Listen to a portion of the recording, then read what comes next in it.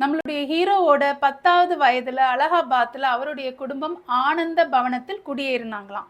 அந்த இடத்துல நீச்சல் குளம் இருந்துச்சுங்களாம். அந்த வயதிலேயே நண்பர்களோட நீச்சல் அடிக்க நீச்சல் குளத்துக்கு போயிடுவாருங்களாம். நம்மளுடைய ஹீரோ தன்னுடைய ஆரம்ப கல்வியை தன்னுடைய வீட்டிலிருந்தே பயின்றாருங்களாம். ஃபெர்டினாண்ட் ப்ரூக்ஸ் என்ற ஐரோப்பிய ஆசிரியர் அவருக்கு ஆங்கில இலக்கணமும் புத்தகங்களை எப்படி படிக்கிறதுன்னு சொல்லி கொடுத்தாருங்களாம். அந்த சிறு வயதிலேயே நிறைய புத்தகங்களை படிச்சு முடிச்சாருங்களாம் நம்ம ஹீரோ வேறு ஆசிரியர்களை கொண்டு வடமொழியும் ஹிந்தியும் கத்துக்கிட்டாருங்களாம் வீட்டுல இருந்தபடியே. நிறைய ஞானத்தை அவரு வீட்டுல இருந்தே வளர்த்துக்கிட்டாருங்களாம். அவருடைய 15வது வயசுல லண்டன் போய் அவரை படிக்க வச்சாங்களாம். அந்த லண்டன் பள்ளியில நம்ம ஹீரோ ரொம்ப நல்லா படிச்சதுனால அவருக்கு ட்ரிவல்யன் என்ற ஒரு புத்தகத்தை ஆசிரியர்கள் பரிசளித்தார்களாம். அந்நூல் எதை பத்தி இருந்துச்சுன்னா, இத்தாலி நாட்டு விடுதலைக்காக போராடிய கரிபால்டினுடைய வாழ்க்கை வரலாறை பத்தி இருந்துச்சு.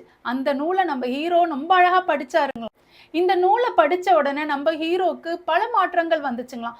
அவர் மனசு என்ன சொல்லுச்சுன்னா, நம்மளுடைய இந்திய நாட்டு விடுதலைக்காக நம்ம போராடணும்னு அவர் ஒரு முடிவுக்கு வந்தாருங்களாம். நம்ம ஹீரோ 3 ஆண்டுகள் கேம்பிரிட்ஜ் யூனிவர்சிட்டியில ஹானர்ஸ் படிச்சாருங்களாம்.